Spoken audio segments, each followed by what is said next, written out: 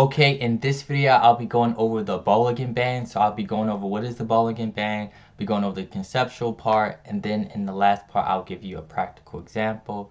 So by the time the end of this video, you'll know how to make a trade of when to potentially buy and sell using Bollinger Band. But before we get started, you know what, make sure you smash the like button because it helps the YouTube algorithm. It helps YouTube know that this is quality content and help my videos reach a broader audience. And also, if you're new, make sure you hit the subscribe button and you have that notification bell turned on so you know when I make new videos. Now, my normal schedule is I normally post once a week, either Wednesdays or Thursdays, but sometime between the time period of 12 and 3. Okay, so Bollinger Bands tells you the volatility of the stock. It can tell you when the stock is, and also it can tell you when the stock is overbought or oversold.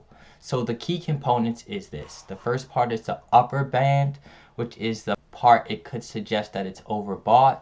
Then we have the moving average. Once again, it's just a way to smooth out the price action. If you're not familiar with moving averages, just check my suggested videos above. And then you have the lower band. So anything that's close to the lower band or outside of the lower band will suggest that it's oversold.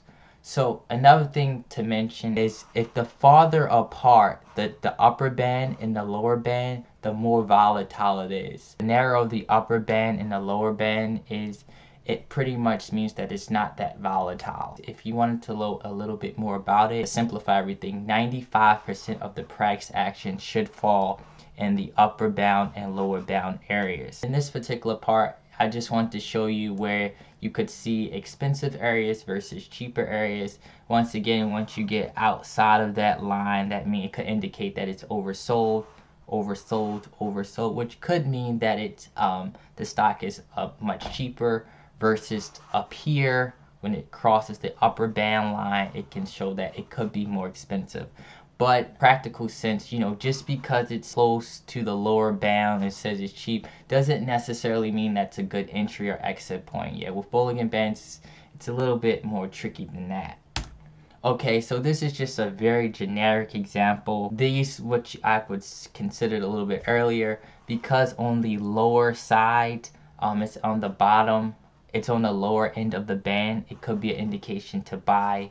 I do want to mention that this is kind of important because this is during the, what I consider when the band is really tight.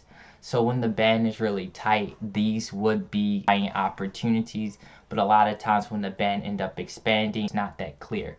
But as you can see, if you wanted to, on the upper band, you could have been sell points. Also, the buy points are the lower band, or also what you could have done from the moving average, starting to buy at the moving average and end up selling at the upper band. Either one in particular, but I'm just kind of giving you a potential example of when you could potentially buy and sell using Bollinger Band. Okay, yeah, and this is just another example. If you could see, as it goes outside the upper bands, it's overbought. If it goes, below the lower bands, it's oversold. So this is the example, Fedex, one-day integral. I already have the Bollinger Band set up, and also have the mcad indicator at the bottom. Because I personally wouldn't use the Bollinger Bands by itself. I would use it with other indicators. But by the way, if you didn't know what mcad is, you can just check the suggested video. I'm just going to go over this example of how you can end up using Bollinger Bands as a buy and sell point. And I just want to kind of like highlight this again. Whenever you see the bands become really narrow, that's the consolidation stage. It normally doesn't stay that part for a long time. So once it consolidates a lot of times, like as you can see in this case. Let's just zoom out a little bit. Consolidate. It normally from there is normally break up or break down. As you can see, this part contracts. It breaks. This one, it breaks down. Contracts, and it breaks up.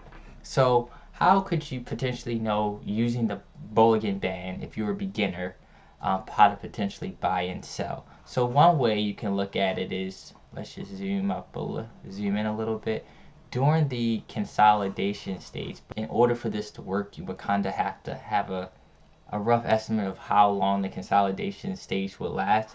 But what you can end up doing is during the consolidation stage, you could potentially use the lower bands as buying opportunities and selling once it gets too close to the upper bands, similar to the example with before, but this particular one only would work if it's in the consolidation stages. So if in this particular stage, when it's in an upward trend, it would not particular work, especially if you're beginners. I would trade in the direction of the trend. So in this particular case, what you can end up using is, you can, if you want, you can think about it on the upward trend. You could think about it as a potential support and resistor. And by the way, this is the 20-day moving average, so you can use the moving average as a support, right? Because this is an upward trend. So once it, and whenever it hits the support, you can end up buying. And then once it get close to the edge of upper band, that could be indication that you can take profit. So that's the one in a way you can potentially use it. And also check out the MACD.